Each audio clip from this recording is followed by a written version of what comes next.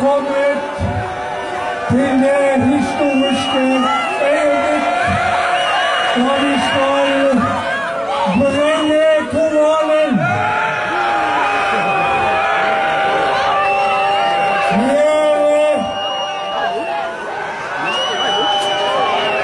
kommer an på situasjonen som vi nå skal komme. Men politiet i Kristiansand vil nekter oss å brenne Koranen, og de vil hindre oss i å sette fyr på den.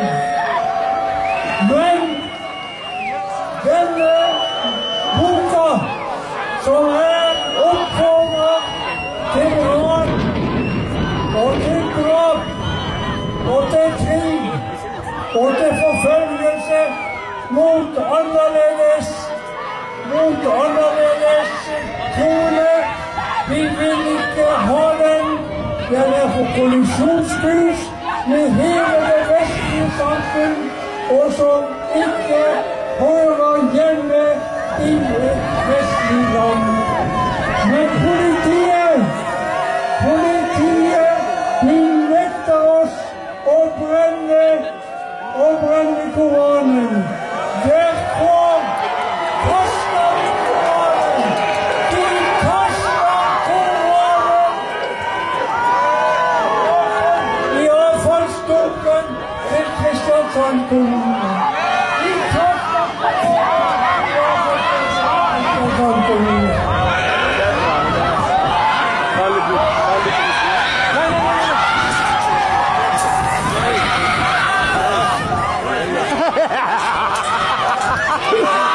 Men muslimer, du kutter deg, Bo! Det er fiksjon, Bo!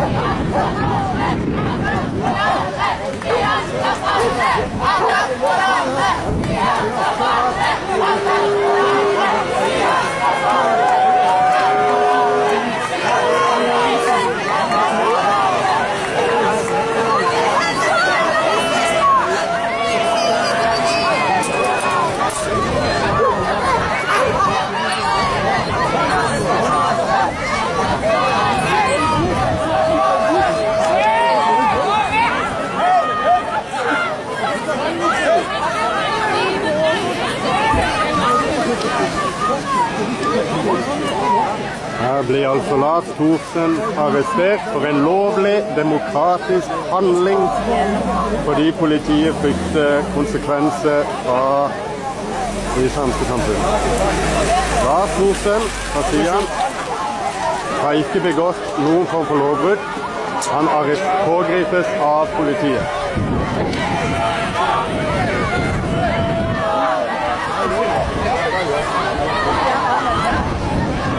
Ganske mange folk som står og filmer. Hvor i norsk lov er det forbudt å brenne film? Ingen plass i norsk lov er det forbudt å brenne en bok. Ingen plass. Åpen fremme hadde de borte i gaten, faktisk. Selvfølgelig. Kikkerne. Thorsen! Kikk!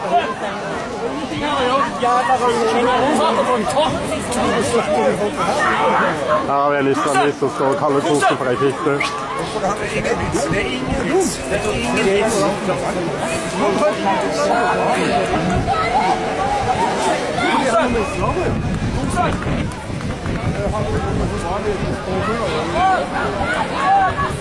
Det er masse koransider som flagger ved rundt på tårnet.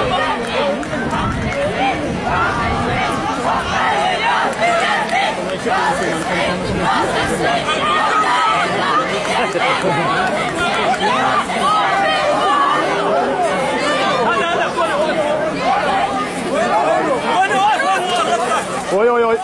Hei, hei, hei, hei, hei, hei, hei.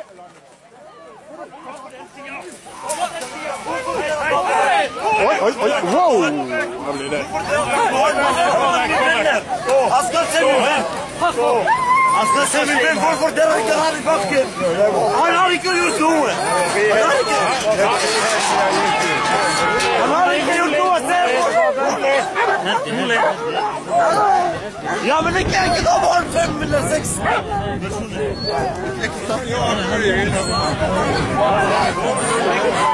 Han skal ikke bry.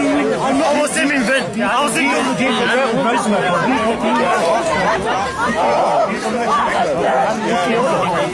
Han gjør det ikke. Han gjør det. Dere er ikke noe noe. Jeg har ikke holdt opp til det. Hvor er du ned, eller skal du inn? Hvorfor dere tar på han? Skal du gå ned, eller skal vi ta deg inn? Hvorfor dere tar på han? Nei, jeg gir deg et lag. Enten går du ned, eller så går du inn. Siste gang han spør. Siste spørsmål. Men jeg må stille til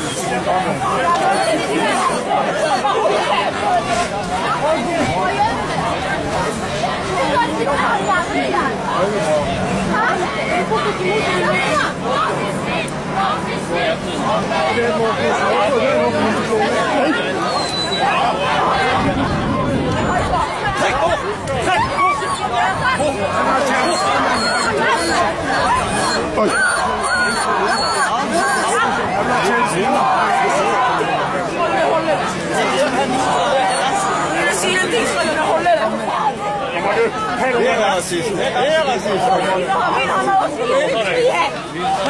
Han har jo ytringsfrihet.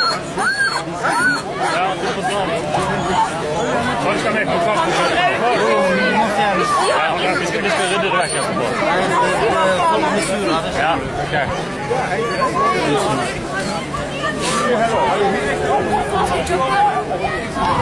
Vi må være en kjapp profil og gå rundt. Ja, men vi slipper ikke folk inn her nå.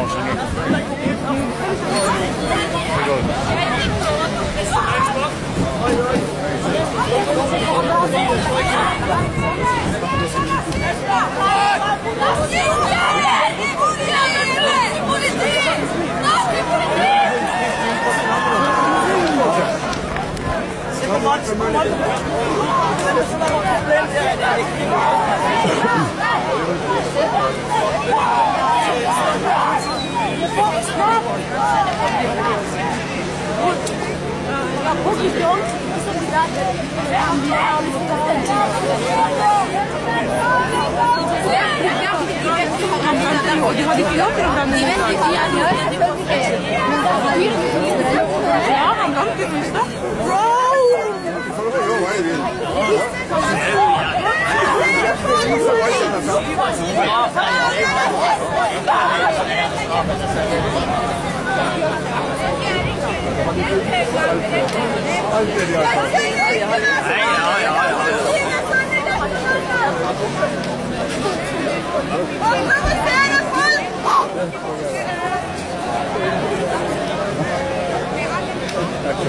Stemningen roer seg litt ned. Her står det masse politi på innsida. De fleste er nå kjørt vekk. Koser sitter inn i den bilen og kjøres vekk her.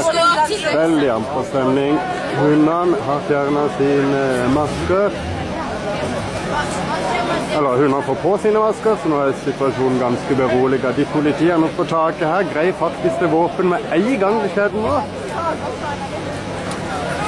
Så fremdeles er det stor mengde folk her nå som... Ja. Her har vi. Og dette skjer rett foran kirken i byen.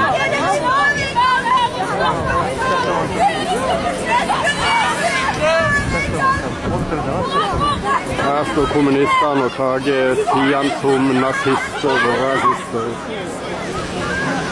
Fin hund.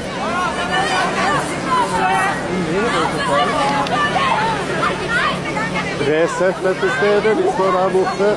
Sirika Hansen og Helge Lures.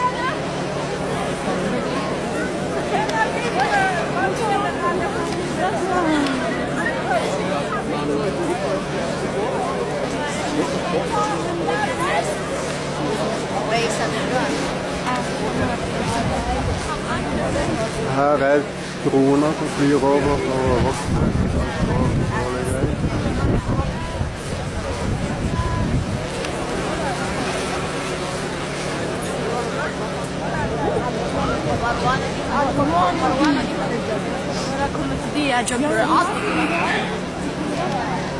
Da sier vi enn så lenge takk her.